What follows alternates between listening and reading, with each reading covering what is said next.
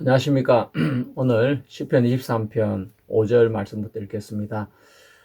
주께서 내 원수의 목전에서 내게 상을 베푸시고 기름으로 내 머리에 바르셨으니 내 잔이 넘치나이다. 나의 평생의 선하신가 인자하심이 정녕 나를 따르리니 내가 여호와의 집에 영원히 거하리로다.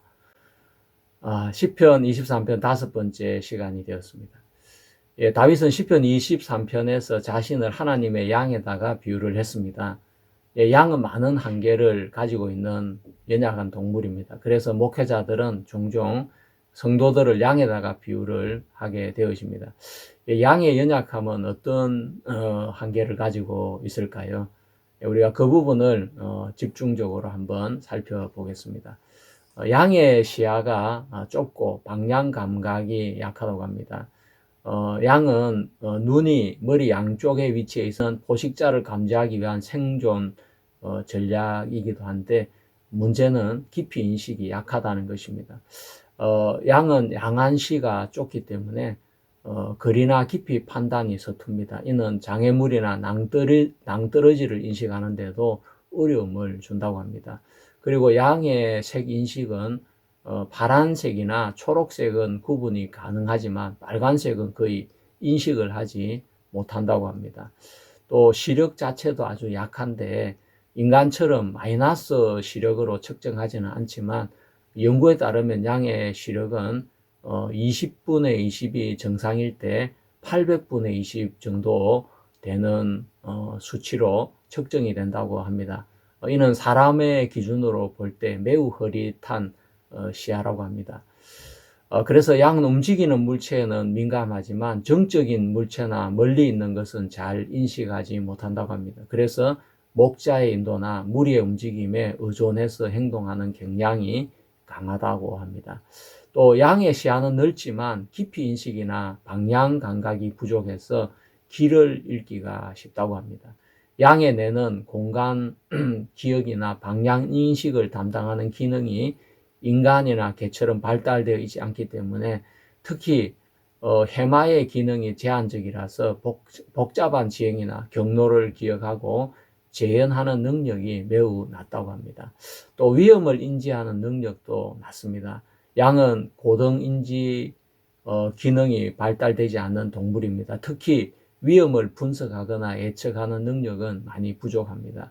포식자의 존재를 감지하더라도 어떻게 대응해야 될지 판단하는 능력은 매우 제한적이라고 합니다. 또한 시력은 넓은 시야각을 갖고 있지만 초점이 흐리고 깊이 인식이 약하고 멀리는 포식자나 빠르게 다가오는 위험을 정확하게 파악하기가 어렵다고 합니다. 또 청각은 예민하지만 소리의 방향이나 의미를 해석하는 능력은 낮다고 합니다. 그래서 양은 개별 판단보다 무리의 움직임에 민감하고 그래서 무리의 움직임에 따라 행동을 한다고 합니다. 그래서 무리가 놀라면 함께 도망을 치지만 무리가 침착하게 있으면 위험을 인지하지 못하고 그대로 머무르기도 합니다. 이로 인해서 위험 상황에 적절한 대응이 늦거나 부적절할 수 있습니다. 이런 양의 생체적인 특징을 인해서 물과 풀의 위치를 기억하지 못하는 경우가 있습니다. 또 곡식을 먹을 때 가식을 하거나 독초를 먹을 위험이 많다고 합니다.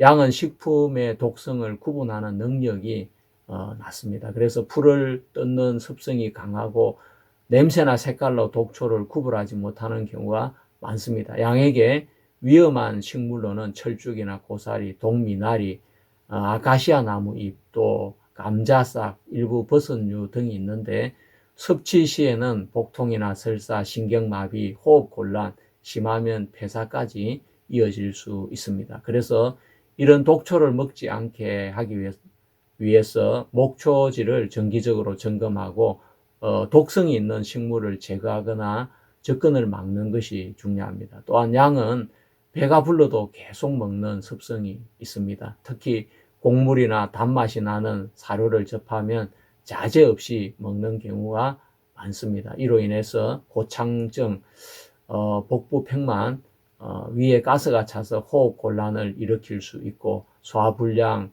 또 가식을 하면 균형이 깨져서 소화장애가 발생할 하게 되고, 또 사료 중독, 옥수수나 밀이나 보리 등을 과도하게 섭취하면 급성 산증이 생길 수 있습니다. 그래서 목자가 사료를 정량을 나누어서 공급하고 자유롭게 먹을 수 있는 환경을 제한하는 것이 중요합니다.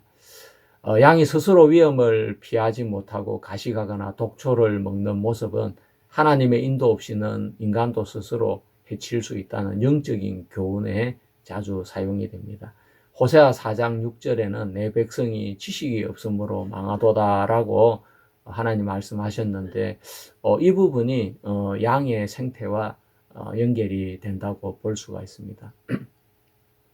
또 양은 자기 방어에 무기가 없습니다. 양은 초식 동물이라 예리한 송곳니나 발톱이 없기 때문에 또 방어나 공격에 적합하지 않습니다. 일부 품종은 뿔이 있지만 이는 주로 수컷끼리 서열 싸움을 할 때 사용이 되고 포식자에 대한 방어에는 거의 효과가 없습니다.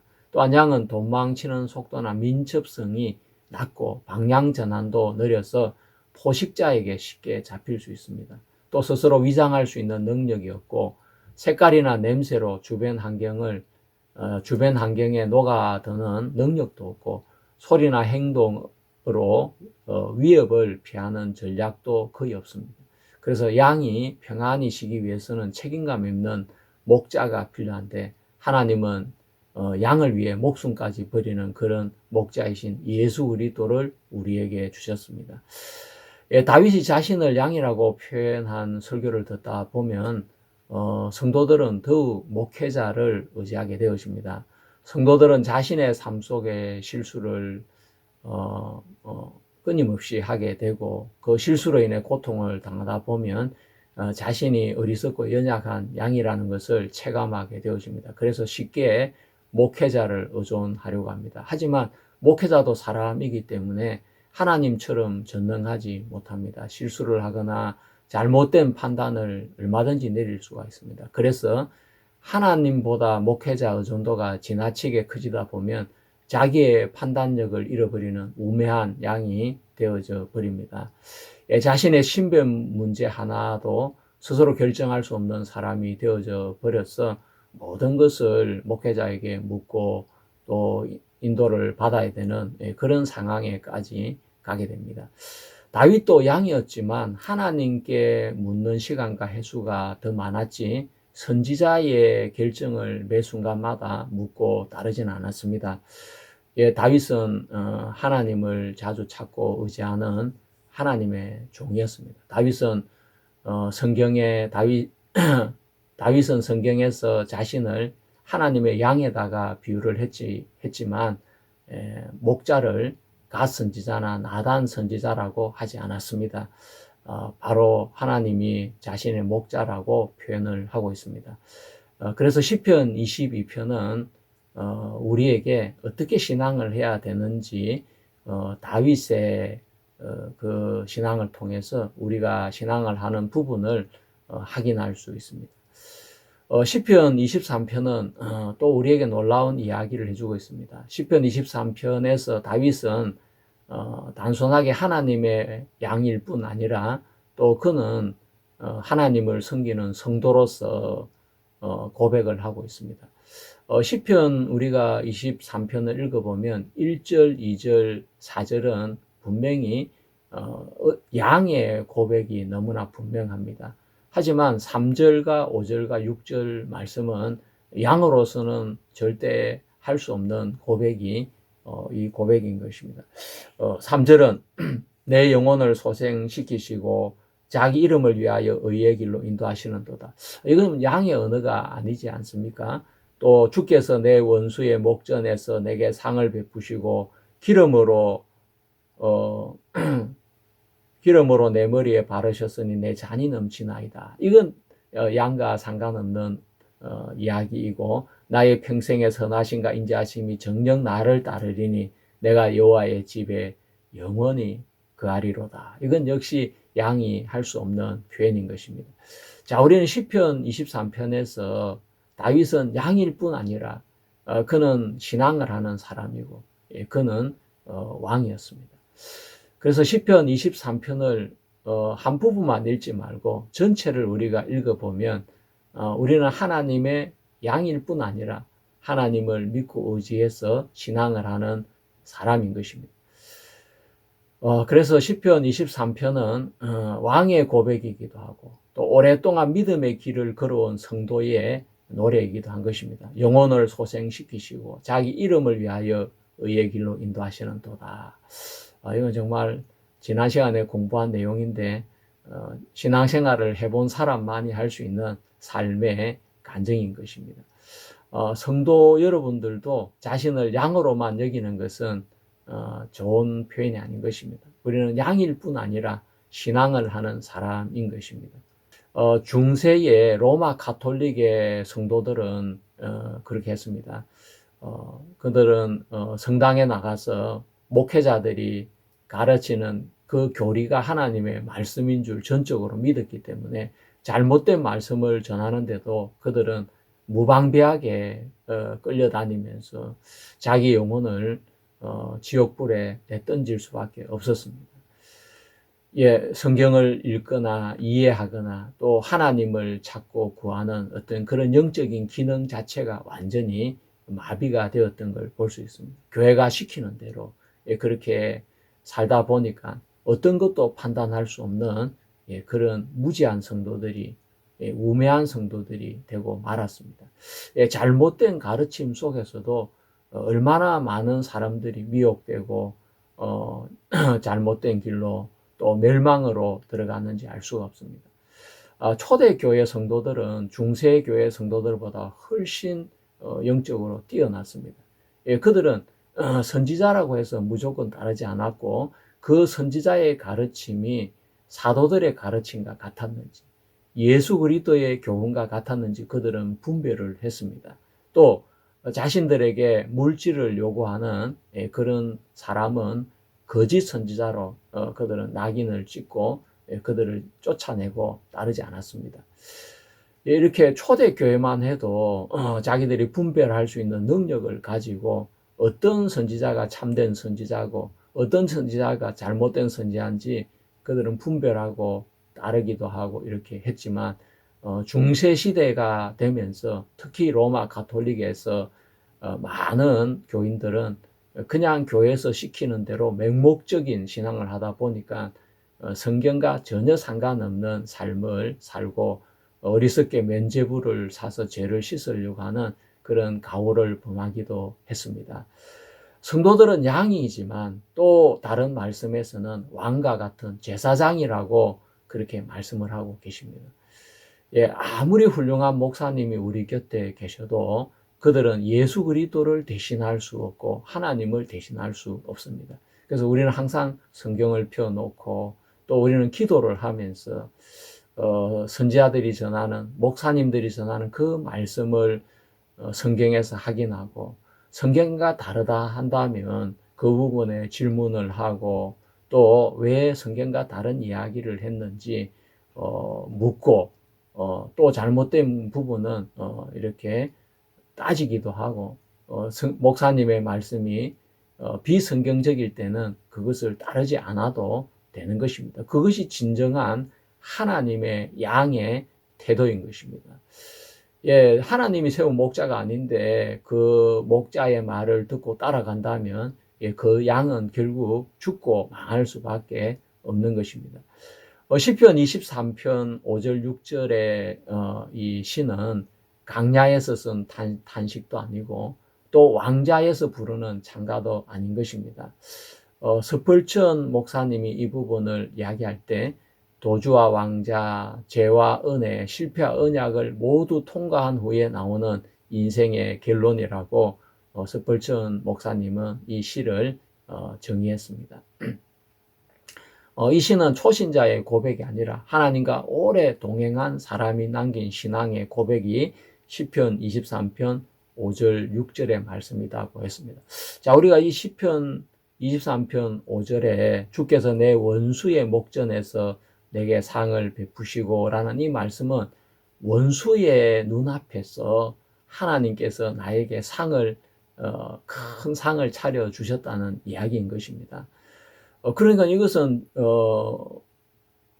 양이 절대 경험할 수 없는 이야기인 것이고, 하나님이 나의 목자가 아니라 이제는 왕이고 나의 주체자로서 나에게 상을 차려주시는, 대접을 해주시는 하나님인 것을 노래하고 있습니다. 예, 그 때가 원수가 제거된 뒤도 아니고 전쟁이 끝난 뒤도 아니고 원수가 보는 눈앞에서 하나님께서 상을 차려주신다고 말씀하고 있습니다. 예, 이 이야기는 다윗의 삶 속에 적나라하게 나타나고 있습니다. 사무엘상 23장을 읽어보면 다윗이 사울에게 쫓겨다닐 때에 다윗은 그 쫓기는 과정에서도 그일라가 블레셋에게 공격을 당한다는 이야기를 듣고 하나님에게 그일라를 구원해야 될지 말아야 될지 하나님에게 물었습니다. 하나님께서 그일라를 구원하라고 했을 때 그는 쫓기는 가운데서도 그일라를 블레셋의 손에서 구원하는 일을 했습니다. 예, 그것은 사무엘상 17장에 골리앗을 이스라엘에서 구원하는 장면과 상황이 완전히 다른 상황이었습니다. 예, 쫓기는 가운데서 왕이 해야 될 일을 쫓기는 다윗이 했던 것입니다. 예, 그것은 왕으로 볼 때는 수치스러운 일이고 왕의 직무의 유기라고 할 수 있는 것입니다. 하나님은 사울에게 야 사울 잘 봐. 네가 왕이잖아.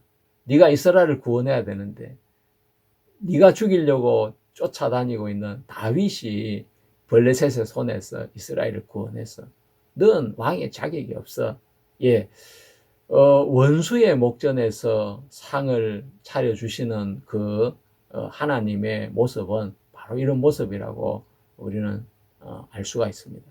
또 왕은 이스라엘을 대표하는 사람인데 이스라엘은 사무엘에게 왕을 달라고 했을 때 그때 왕이 자기들 앞서 나가서 원수들과 싸움을 할 것이라고 했습니다. 그러니까 왕은 자신들 앞서 나가서 싸우는 전쟁의 지휘관인 것입니다. 그렇지만 사울이 왕이 되고 그는 이스라엘을 지휘할 수 있는 모든 실제적인 그 권력을 사울이 쥐고 있음에도 불구하고 많은 백성들이 사울을 떠나서 다윗에게 몰려들기를 시작했습니다. 다윗이 아둘람 굴에 있을 때에 형제와 아비의 온 집이 그를 따랐습니다. 그것은 가족이니까 뭐 그렇게 얼마든지 할 수 있겠다 생각이 되지만 뿐만 아니라 환난당한 자, 빚진 자, 마음이 원통한 자들까지 다윗에게 몰려들어서 400여 명의 사람들이 다윗과 함께하게 되었고 다윗은 그들의 장관이 되게 되는 것입니다. 다윗은 쫓기는 신세인데 뭘 먹어야 될지, 뭘 입어야, 어디에 쉬어야 될지 보장이 되어 있지 않는 그런 도망자의 신세인데 그에게 400명이나 되는 무리가 몰려들면서 그는 그들의 우두머리가 된 것입니다. 시간이 지나면서 더 많은 무리가 그에게 몰려들어서 그는 600명이나 되는 사람들과 같이 나중에 블레셋에 가서 시글락에 머물게 되는 것을 볼 수 있습니다. 또 역대상 12장 16절에는 베냐민과 유다 자손들이 다윗에게 돌아왔다. 그리고 그 중에 아마세도 있었다라는 말씀이 나오고 있습니다. 그것은 왕권의 몰락을 이야기하고 있는 것입니다. 사울이 왕인데 그가 자기 역할을 잘 못하고 백성을 잘 지키고 이끌어주지 못하기 때문에 사울의 그 통치 아래서 실망을 느끼고 쉬지 못하는 이스라엘 백성들이 다윗 밑으로 몰려들기를 시작한 것입니다. 그것은 사울 왕국의 붕괴를 이야기하는 것이고 사울의 왕국 안에 새로운 정부가 만들어지고 있다는 것을 뜻하고 있는 것입니다.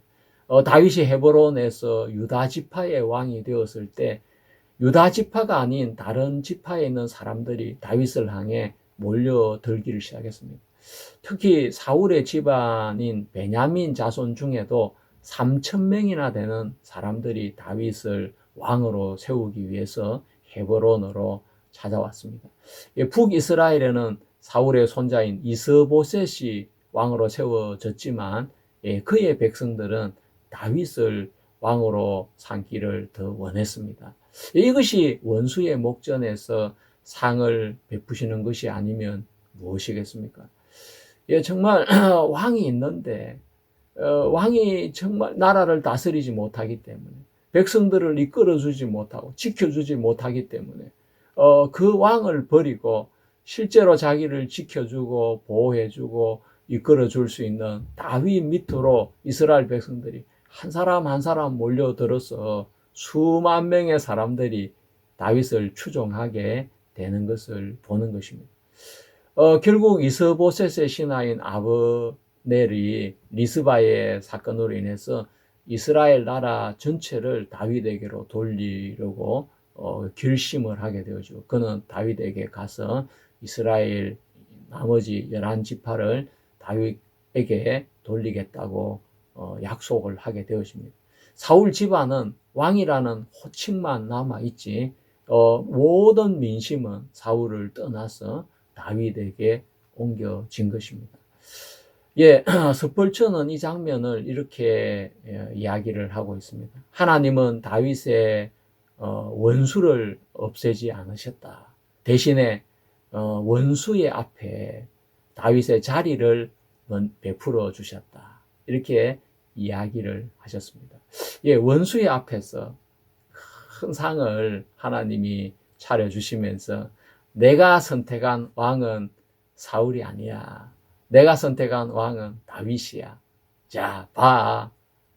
사울에게 있는 백성들이 다 한 사람 한 사람 다윗에게 넘어오지. 사울 너는 도대체 네 백성은 누구야?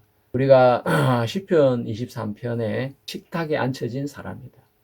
이 기름은 양을 살리는 기름에서 사람을 높이고 세우는 데 사용되는 그 기름으로 변화된 성격된 모습을 말씀해 주고 있는 것입니다. 그리고 내 잔이 넘치나이다 라는 말씀이 있습니다. 내 잔이 넘치나이다. 이 구절은 흔히 오해가 되는 구절이라고 합니다. 이것은 복이 많다는 말이 아니라 이 잔이라는 것은 성경에서 하나님의 정해주신 몫을 이야기하고 분깃을 이야기하는데 넘친다는 말 단어와 같이 연결이 되면서 부족이라는 개념이 더 이상 들어올 자리가 없다라는 선언이 되는 것입니다. 다윗의 현실을 보면 다윗의 가정은 무너졌습니다. 압살롬이 반역을 일으키고 나중에 아도니아도 반역을 일으키고 또 미갈이 다른 남자에게 시집을 가고 그의 죄의 대가는 혹독했고 그의 인생은 평탄하지 않았지만 그럼에도 그는 말을 했습니다. 내 잔이 넘치나이다. 이 잔이 넘친다는 것은 물질적인 축복을 이야기하는 것이 아니라 하나님의 언약이 가득 차 있기 때문이라고 스펄전은 명확하게 이야기를 했습니다. 평안함의 증거는 아닐 수 있지만 은총의 증거는 분명하다라고 이야기했습니다. 그리고 내 평생의 선하심과 인자하심이 정녕 나를 따르리니 라는 이 말씀이 있는데 여기서 라다프라는 히브리어가 나오는데 추격하다라는 뜻을 가지고 있습니다. 다윗은 평생 추격을 당한 사람이었습니다. 사울에게 쫓겼고 압살롬에게 쫓겼고 자기 죄의 결과로 인해서 그는 정말 쫓겨다니는 삶을 살았습니다. 근데 시편에서는 놀라웠게 사울이 자기를 쫓는다, 압살롬이 자기를 쫓는다, 원수가 자기를 쫓는다라고 이야기하지 않고 나를 끝까지 쫓아오는 자가 있는데 그것은 원수가 아니고 주의 선하심과 주의 인자하심이 나를 쫓고 있다, 나를 따르고 있다라고 이야기를 하고 있습니다. 스펄전 목사님은 이 구절을 이렇게 표현했습니다. 은혜가 추격한다. 도망쳐도 따라온다. 너무 은혜스럽지 않습니까?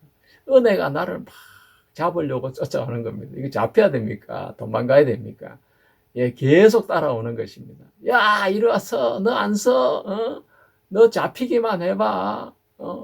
왜? 내가 잡히면 어쩔 건데? 내가 너한테 은혜 줄 거야.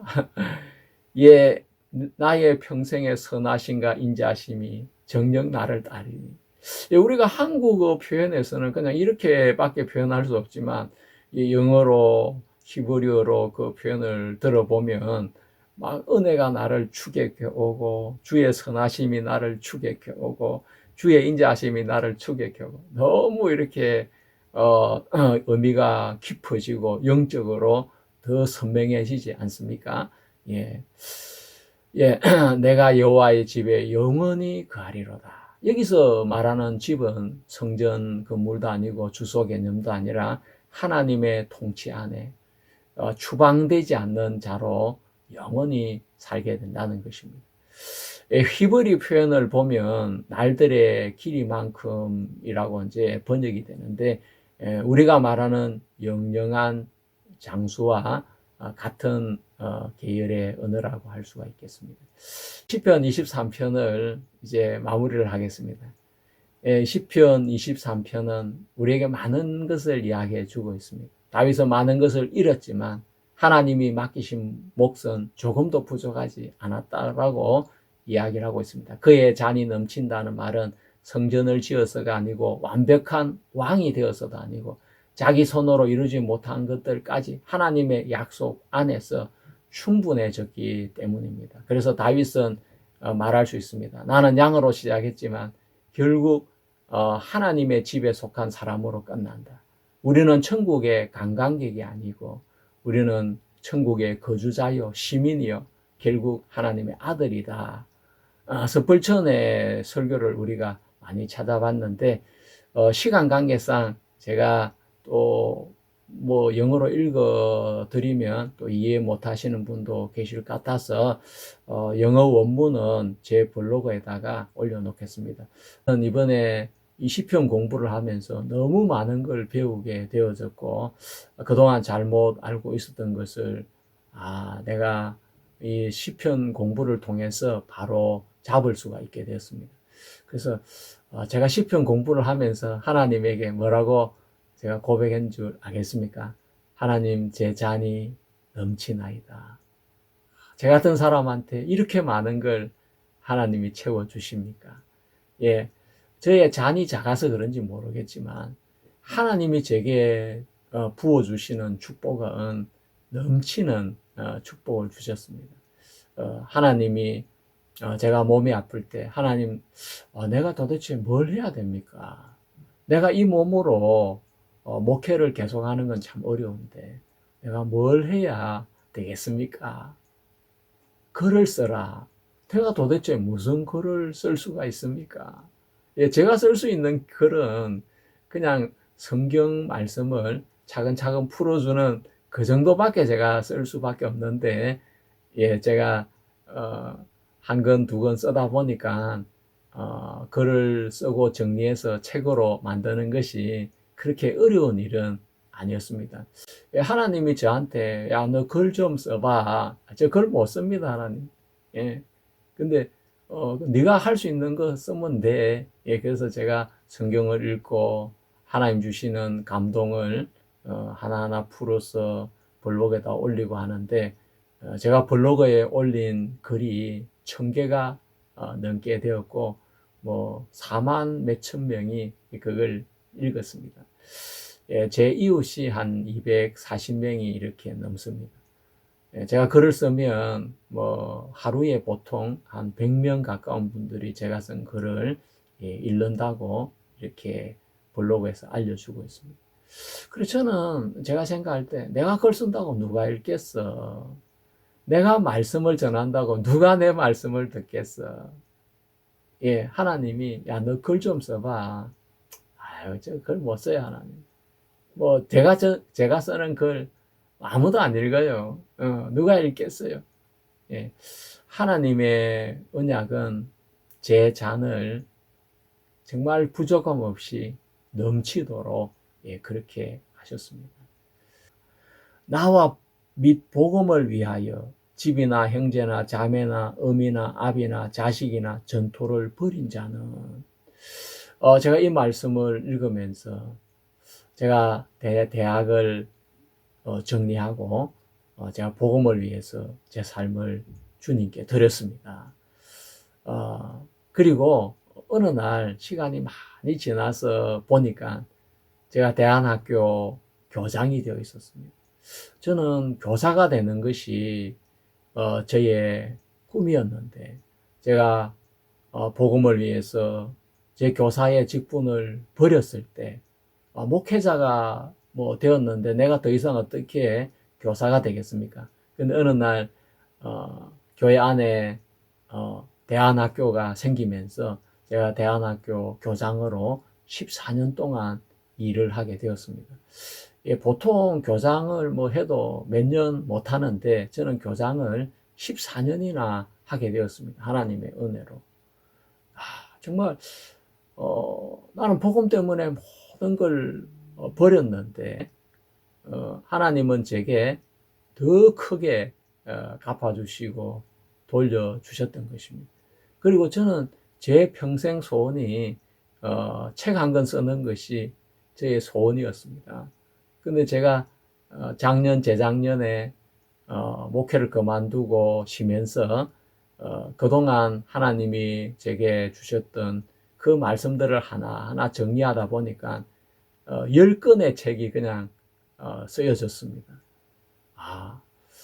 아브라함의 생애, 또 갈라디아서 강해, 호세아 강해, 느헤미야 강해, 십자가 위에서 예수님께서 마지막으로 하신 말씀들을 정리하다 보니까 엘리 엘리 라마 사박단이라는 책이 나왔고, 또 창세기 1장을 쉬면서 하나하나 공부하다 보니까 창세기 1장이 너무 좋아서 창세기 1장을 또 책으로 엮어서 써내게 되었습니다. 복음을 소개하고 또 구원을 받은 사람이 어떻게 신앙을 해야 되는지를 정리하다 보니까 신앙은 즐거워야 한다 하는 책을 2권 전자북 책을 써내게 되었습니다.